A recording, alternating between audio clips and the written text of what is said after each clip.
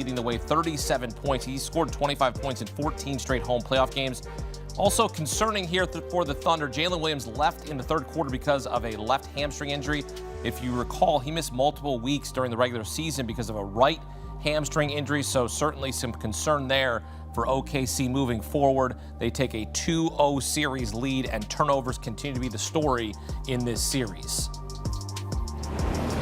Get some instant analysis. Welcome in CBS Sports HQ NBA analyst John Gonzalez. And John, really, the OKC Thunder just outclassing the Phoenix Suns once again here in Game 2.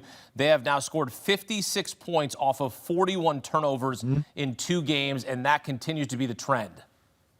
Yeah, they're a machine, right? I mean, that's how they live. That's how they eat.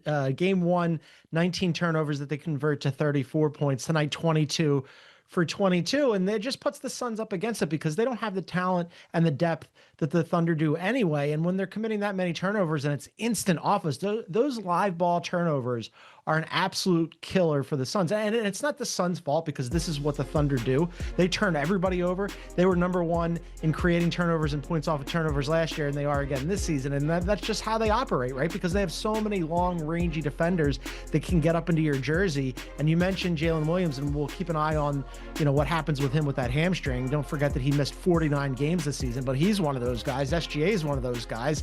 And then they come at you in waves with, their deep bench, and it's Lou Dort, and it's Keyshawn Wallace, and it's Alex Caruso, and they just absolutely suffocate you on that end, and they don't really give you a chance. And the Suns, they only, and I'm doing air quotes here, lose by 13 tonight. At one point, they cut it to 10. You saw Matt Ishbia there, the Suns owner, and he was clapping like they were in the game. They were never in that game. They were never going to win in Oklahoma City. Oklahoma City has the best home court advantage of any team in the entire league. Only 7 home losses all season.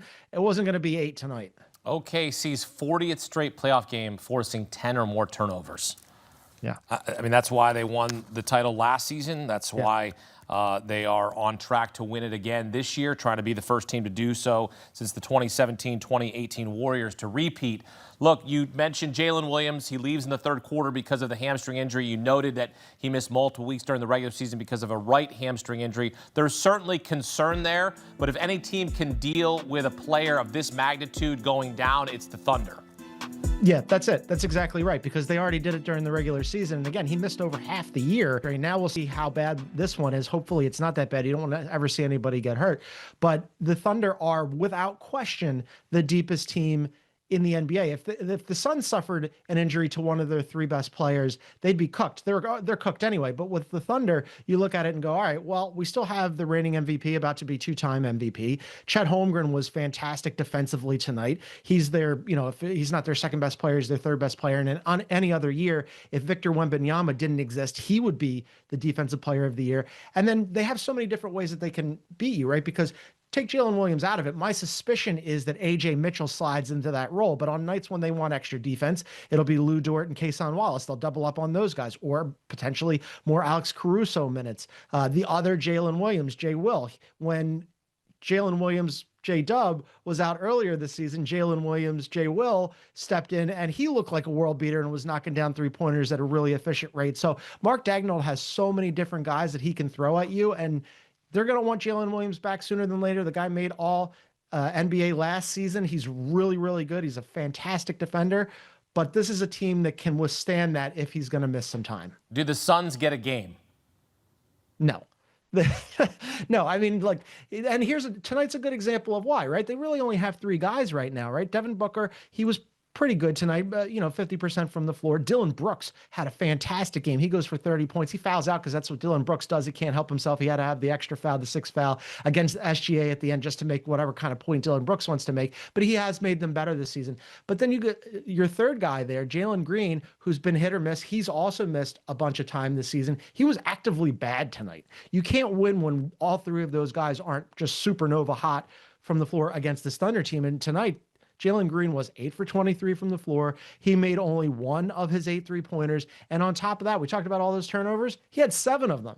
So, this team is not built to get past Oklahoma City, and they're not built to even steal a game off of them. This is going to be a sweep. Yeah, you're absolutely right about them being a machine. Since the start of last postseason, 12 of their 18 wins have come via double digits.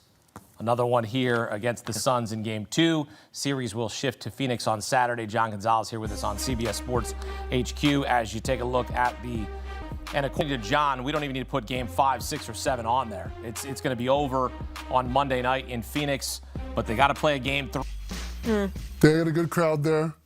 They've shown a resilience. Dylan Brooks has been great for them, and when Dylan Brooks plays well for the Suns have been good. For a second there, I thought you were calling the series. I was like, dang, Robin, that's ice cold. Yeah. Then I picked it up. Yeah. The series goes to Phoenix. Oh, that's what Like, you wow. said, yeah. I'm going to stick with what I said to start the series. How do you mime the broom? I'm going to go that way. That's how nobody for some speaks like baseball. that. It's been a minute. I'll tell you, it's been a minute, man. I'm sorry. Housekeepers are doing the Lord's work. Well, we got electronics now that can just turn it on and they The go. Roomba? Yeah, they go sweep themselves. I got. You shouldn't get a Roomba. The Roombas are filming your house. They're mapping out your house and everything. Oh, is that right? Well, if the Suns want to avoid a sweep, even a robo one at that, what do they need to do? Like, what's the game script here? Win Game 3. They got to win Game 3. If they don't get Game 3, it's a sweep and it's over.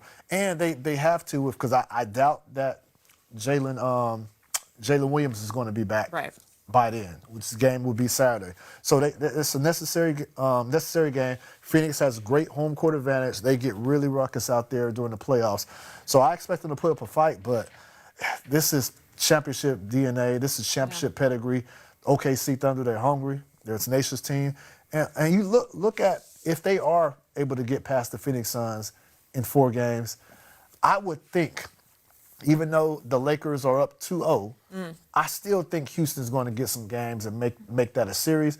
So OKC has a chance to take care of business, then be able to rest for LA or Houston. So again, I'm sticking with my initial prediction, OKC sweep. It might be beneficial to get the 1 seed. Maybe that's why they did that. You see what I'm saying? I just figured that out right now. Wow. Wow. Oh, that's why that's so important. Oh, okay. Yeah. Home court throughout. Yeah, right. And then, the Spurs, supposing they beat Portland, they're going to have to face Denver or Minnesota. This is... Yeah, that's... There's Thunder layers to this. They're a sneaky team. There's layers to this. If you are the Suns, who are you looking at to really step up to have a chance in this series? Their big 3 have been big. I don't know if they've been big enough. I think they need more from those guys. Common has been an X factor for them. The rapper? No, they're there for their center. Oh, I'm always going to shout out the center. I do by default think of. They have, the Thunder have Hardenstein out there. They got Chet Holmgren out there. Yes. So if they can get Common to, contribute even more for them on both ends of the floor, I think that will be really big for the Suns. yeah. Common is a real basketball fan. That's my guy there. Common was in the rapper that a Chicago. He was in a romantic comedy with Queen Latifah where he played for the New Jersey Nets. That's right. That's right. I forgot about that movie. That's right. Back to back. Yeah, shout out to Common out there. I think Devin Booker needs to have an explosive game. I'm talking about darn near close to a 40-point. Yeah. He hasn't yet inserted himself. I think Jalen Green has been getting his shots up. So you got Jalen Green with 8 of 23 from the field today.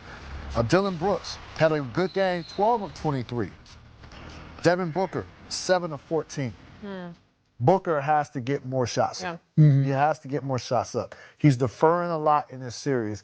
I don't like it. I don't think it bodes well for them as a team if they want to have a chance. I don't like the having an upset. Yeah, thank you. I agree with you. I agree with you. He needs to get more shots up. He's the number 1 guy. Exactly that. He has to get shots up like the number 1 guy. God damn it. He's the center. He's the tent pole of this squad. So it is actually a little surprising, especially when you quantify it with the actual numbers at this point in the season.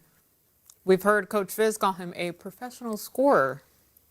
You got to be more efficient than that. Yeah, exactly. I think Brandon Ingram, he's, people had some interesting things to say about Brandon Ingram. The fact that he didn't get enough shots up in that first game, and he talked about, hey, I was being used as a screener. The one thing about being a number 1 player is there may be a game plan where a coach wants you to execute and play a certain way. Sure. But you as a number one player, you get to dictate what really goes on out there. If you really want to, a lot of point guards who handle the ball, the coach say, hey, go up there and draw, run this play and do that. And he'll be like, okay.